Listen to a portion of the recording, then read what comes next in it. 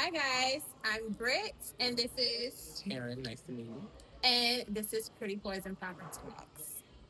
So, welcome to 2025. How are you feeling? I'm feeling pretty good.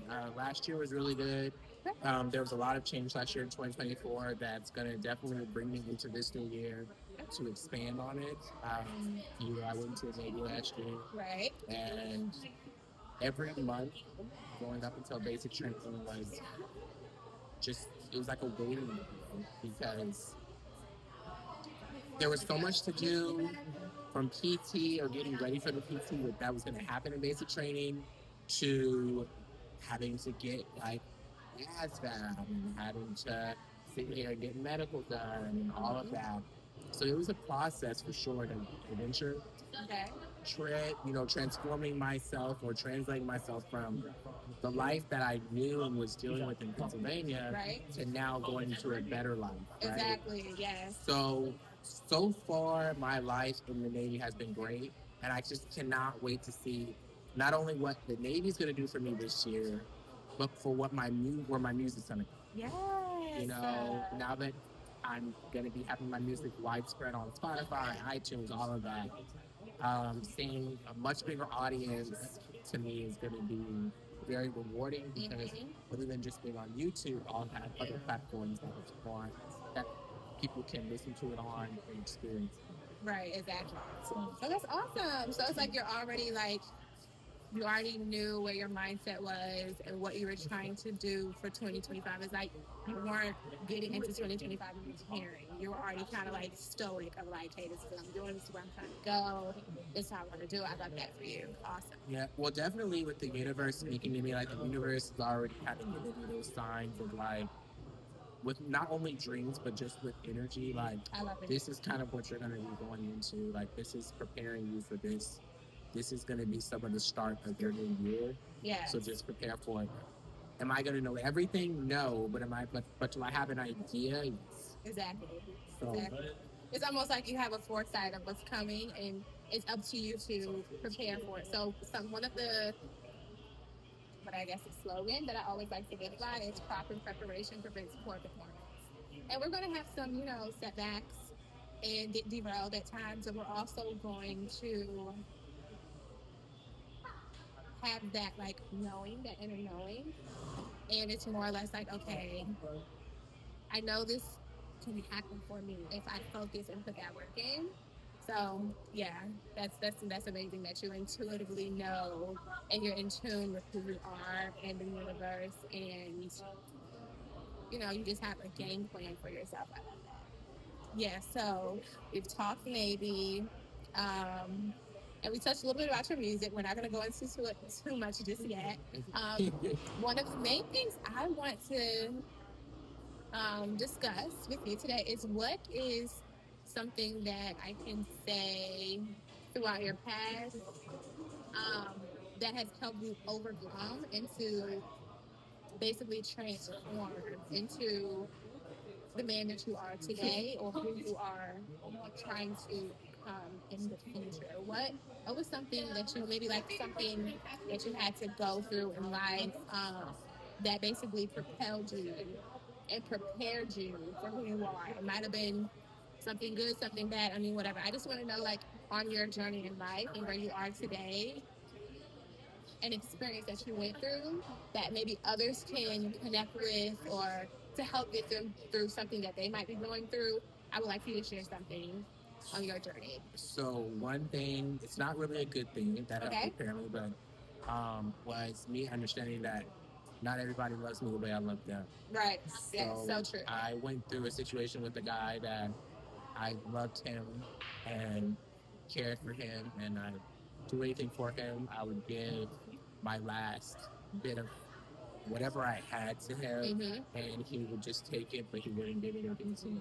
Yeah. And he wanted me there to give to him, but he never truly loved me. He never cared for me. I was just something there that he could use, take from every now and then. So it was like no reciprocity. No basically. reciprocity in love and financial and anything. And when I realized that after he finally walked away from me for the last time, I realized, you know, I cannot allow this to happen again. Dealing with him for only a year, I realized I wasted a year and God didn't waste 10 years. But Yeah, it's time to get back on track. for sure. Time to get back to the Terryn or the queen that I knew myself to be. So I had to figure it out. And I did, Okay. but it took a lot of healing. Yeah. That journey of healing for me was much needed, and I'm grateful for that. To do that, you have to cut everybody off. You do. You So know, true. So true. so I cut a lot of people off, Okay. not because I didn't care for them, but really because I needed that time alone You need to to really find yourself. Figure yourself out. to really figure myself out and really figure out what was even happening. Yeah. Where was I going next? What was this change going to be? And that change ended up being the Navy. And not only the Navy, but it just ended up being my healing. Like, my healing brought me to the Navy. Right. My healing helped me think more logically about the Navy and what it could bring me. Right. And how it could get me out of where I was. And it got me out. And I will forever be grateful because I would hate to be, and I would hate to be, you know, in that ever again. Right. That was probably the worst case in my life. Yeah. I can totally. So he showed me what it was to not be loved and to not be cared for, and what it's like when you give your all to somebody and they don't care. They just keep sucking you dry. Right. And that was the last time he was ever going to do that to me. Right. So I decided to finally walk away from myself. And he reached out to me multiple times, and I did not respond. Okay. I think the only time I responded was when my name was brought up in a situation of I was speaking on his name and I was not. I think that's the only time I responded. Other than that, any other time he responded after that, or he tried to reach out, I did not respond. Right. Okay. So you'll see when you're truly a good person and you know you've done nothing wrong and you've worked very hard for what you have and you give to people, you'll see that you are not the problem. You never were. Right. They were. And it shows in the fact that they keep returning. Yeah. Because they know that they'll never find someone else like you. And they know that you're always going to have something. One thing I always say is the universe and God don't play about me. Yes. And I don't say that to be funny. I don't say that to put a cap on people's mouth. I just know that. Period. Yes. So even when I'm at my lowest, I know that God in the universe has me. I know that my ancestors have me. So as long as I listen to them and I don't fight them, I will get through it. You will, for sure. So that's really helped me. But that situation with him, not only him, but also with my landlord, who just continuously made me out to be this person that I wasn't, helped me also because I understood, like, you could be as nice as you can to people, as innocent as just caregiving and loving. They don't have to love you back, and they're not going to to project the image that they want to on you, and usually it stems from them. It's not even actually who you are. Yeah. So I had to really understand, along with also working this job I was working at Dunkin', being an assistant manager, and they were low-key shading me from the day one, and I had done nothing to them.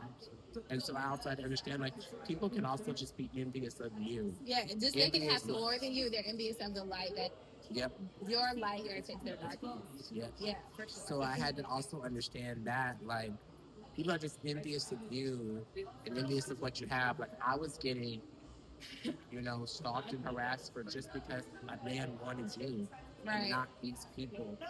What am I to do for that situation? Like, how can I fix that? There's no way that I can fix, I'm sorry. We can always edit that. My coat's over there. That's how I was like, so, yeah, I was just wanting to make sure. There's nothing that I can do or that I could have ever done to make him not like me. Yeah. To make him not care for me. To make him not want me and want him. Like, there's nothing that I can do. It's literally impossible to just do that. Yeah, for sure. So for them to hate and dislike me for that did not make sense to me. But that was at a time where I fully didn't understand what was going on around me. So then when I understood what was going on, then I knew how to actually react. Yes, And exactly. so that kind of helped me. So I would say that all of that Pennsylvania in general really helped me understand where I was going to grow and how to move forward. To understand that that wasn't the place for me, but it was an experience that I had to have to move forward and to grow and to get what I truly need out of life, what I truly deserve. Yes, I love that. Yes, a lot of times too, because people will go through things and they won't understand, like, hey, the saying, there's always light at the end of the tunnel. I used to, when I was younger, I used to always be like, what exactly do people, mean when they say that? And it's more or less, in order to get to that light and to get to what you know that you deserve, you're going to have to go through the darkness so you can know what you don't like, what you're not accepting, um, what you're trying to do, what you're not trying to do, the people that you want to be around. And a lot of times in life, people will mistake that as, punishment, or, they'll start to question their own inner self, their own inner knowing. It's almost like people, places, and things will do things to you. And I said this to a young lady the other day. They will do things to you to make you think that you're not who you are. But we need that sometimes because that transforms us into who we actually are meant to be in this lifetime, you know? So I love that story, and I love how you use what you went through to basically, you turned it around, to be a better version of yourself. Because a lot of times people don't take that route. They can't handle the pressure. They're going to fold. It takes a real chosen one, for sure. Chosen, okay, to be able to go through that darkness and to still come out light. Because a lot of people go through darkness and they come out dark. They come out hateful. They come out mean, bitter. And if you can go through darkness and still have that love in your heart to give not only first and foremost to yourself, but to other people, you know, that's when you know that, hey, I'm fulfilling my purpose. So I love that you took your experience and you understood what was happening and what you were going through, and that you needed it to happen in order to get where you are today. I love it for you. Um, and sometimes we need that hurt, because I can relate plenty of your story, whether it was people that were harassing, stalking, and I was just like, I do something, and it makes you, honestly, it makes you question, start questioning some of the things that you could work on as a person. And that helps to make you a better person, but it also helped me to tap into the side of me that's like, I'm unforgivable because I'm aware of what's going on, I'm aware of what you're doing. And I have an option to react or to respond. A lot of people react to things when it's not respond. When you respond, you have a choice of how you're going to respond. A lot of times when there are people hurt people hurt people. But when you're responding to hurt, it's more or less like, hey, I've sat, I've let this marinate, I understand your point of view, I understand my point of view. But this is what I'm not accepting for myself. So just being able to, in this period of time, even to sit and be able to have these talks and conversations with people who have went through similar situations and experiences. Um, a lot of times in the world, we think we go through things alone, or we're the only person going through it. When in reality, I feel like everyone is kind of going through some of the same things on different timelines, or a specific weakness. And I like to call it the 144,000 chosen, or the ones that are chosen is 144,000. We all kind of went through the same thing at the same time to bring the light back into the world, to help people wake up to their self-consciousness. So I love that story, and like I said, I love how you basically transformed something that could have torn you and broken you. You used it to elevate and go higher. So kudos to you. Um, and now that we've kind of like touched a little bit and told you guys a little bit about Terryn and who he is and about his journey in life, let's get into your music. Like, ooh, like, you guys. So I've listened to some of his music. It's totally different. You're either gonna love it or hate it. I'm honest. I'm a very transparent, honest person. But one thing that gets me about you is that you put out a persona of I don't care what people think, I don't care how anyone feels. This is what I want to do, and I'm going to do it. And you're either going to hate me or love me. You're going to support me or you're not. And I love that about you. That's so motivational. So tell me a little bit more about your music, what inspired you, what got you there. So, growing up, I've always been very much into music. I sang in the church when I was in the church for some time before I left the church. Okay. One of the reasons why I started singing in the church really was because, I would always be sitting in like the congregation and I would always be kind of like singing along with the songs. And my mom was like, no, well, actually, my mom and my grandmother had said, you should go, you should sing in the choir. You sound so good. And they told my sister Jane the same thing, but she could also sing. And this was before she passed, and I ended up singing in the choir. And I remember I was one of the strongest singers in the choir. And the older ones would always compliment me on like, did you hear him singing? Did you hear how strong he was singing, how loud he was, and how good he sounded? And I remember hearing that, I was like, really? Really? Because I always thought they oversang me. Or at least I guess I always thought they that I was on key with them, right? And I was, but maybe I was just a little bit louder. And so from there, I had a situation happen where I left the church and I didn't want to keep dealing with the hypocrisy of LGBTQ this, LGBTQ that. So I just ended up leaving when I was 18. And I didn't sing, I didn't perform. But even before the church, I performed in theater. And I performed in theater here in Newburgh, North Carolina, where we are right now. Okay. So not far from the theater, wherever it is from here. And, I really always have loved theater. I've always loved music. I've always loved performing. My heart's there, honestly. So when I got back into it around 2019, 2020. Okay. When I really realized I want to start singing again.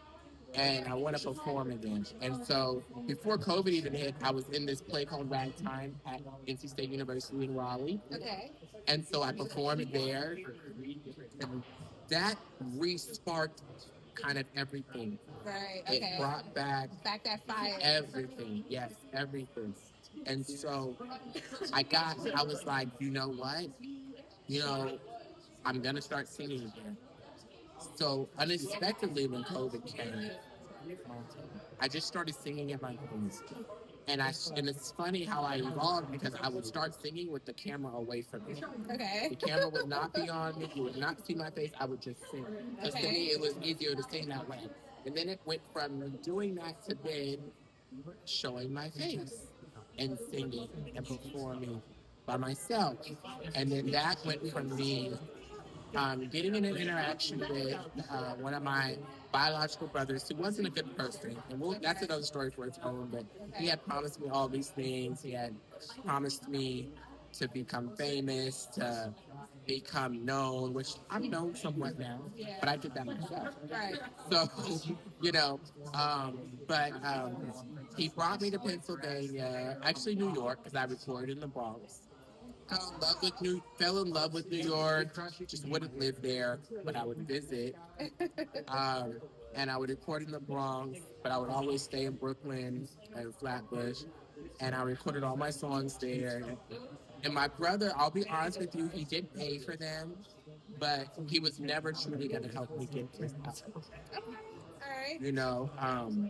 I'll give him his due, his credit in terms of he paid for them, even though I was the voice behind everything and I wrote everything.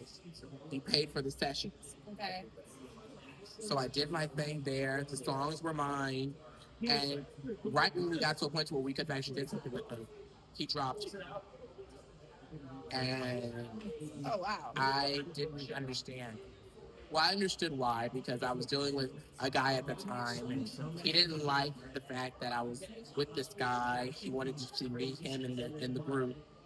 And I want people to understand, if you're thinking of ever going into music, if you're with a producer or if you're with a group of people, they're going to want you to it's just to be you guys. So it's going to be really hard for you to be with somebody else. But my brother was very shady in general. I mean, I can't even go into all the things that problems that he had, but in general, what he did was wrong, Okay. and he knew that. And so I ended up becoming an individual artist. Okay. I didn't want to sign a contract with him either way.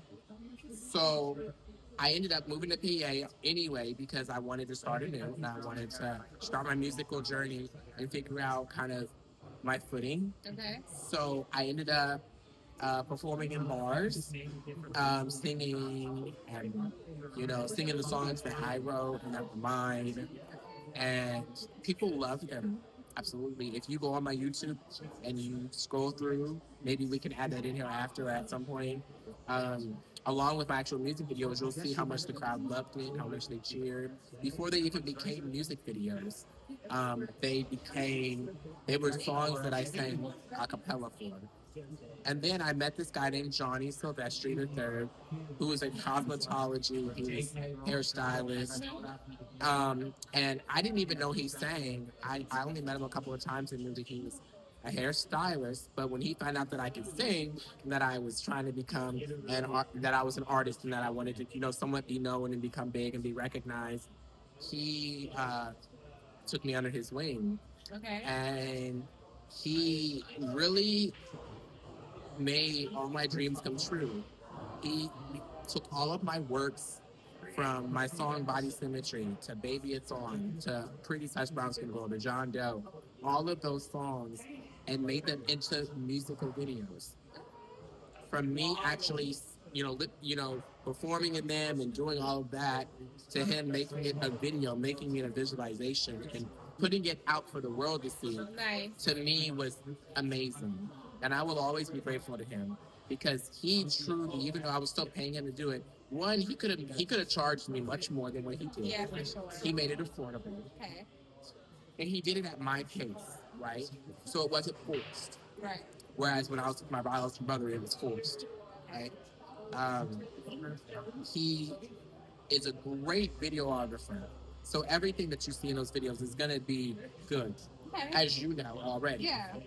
So he worked so hard. He worked with me, and he still works with me. Like, we're not close anymore in terms of, we're close, but we're not like near each other. Like, Right. he's in Florida, I'm in the Navy, and I'm, in other places, but we still talk and we still try to work out compromises. And if it wasn't for him, I wouldn't be where I am right now. Okay. So with him being an artist himself, because he's a cosmetologist and he's an artist, he sings too. And so he heard me sing and he realized, like, wow, you really can sing, like, you really can perform. And I said, yeah. And my name is MaleRay. That's my artist name. So the reason why I call myself MaleRay is because Lana Del Rey is my inspiration. So I'm the male version of her. So everything that, in terms of music, I honestly give kudos to Johnny because he didn't only show out for me, but he proved that I could trust him, and he made my works of art reality. Nice. Nice. So you basically, he had the vision, you had the talent, and you guys intertwined, and Yep. that's basically how you are evolving into MaleRay. Yep. Nice. I love that. That's a nice story, to encourage other people who are wanting to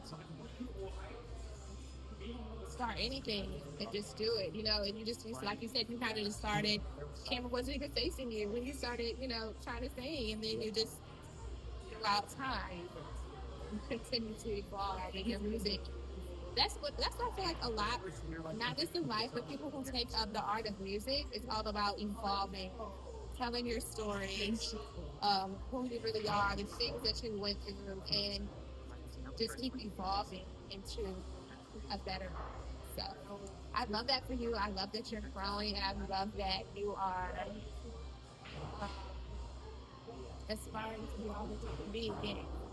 Everything that you want for yourself, not for other people. Because a lot of times we fall into that trap of becoming what other people want us to be, and you're doing the opposite. You're following your truth, doing what you want to do, and I love how full and how it's like open and transparent you are, because a lot of people don't understand that we become relatable when we're honest.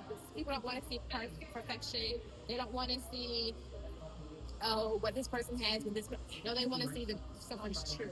And I also feel like when I listen to his music, that he has a lot of truth in his music. And I feel like that, honestly, whether male or female, that it's something that he can relate to. Because I know when I listened to that one song about John Doe, it was just like, I feel like everybody's had a John Doe in their life, you know, like that one guy or girl who's just totally like, you're really trying to play me, you know? So I like that you use your music and you make it relatable, not just to your own circumstances, but honestly to what other people are currently have or will. So kudos to you and be on your journey, just evolving into the best version of yourself and your music. And I wish you the best. Moving forward, and I'm so excited to see what you have in store for us, and to keep showing up in the world as your authentic self. So, yes. Well, guys, that's a wrap for Pretty Poison Profit Talks. I hope you guys enjoyed it, and get ready to tune in to our next session. We'll see who's next and what there is to talk about. If you want to join and tell us about your journey and your story, be sure to DM, follow, like, share, subscribe. And remember to always love yourself first and keep it pretty poison proper. Until next time, bye guys. Bye bye.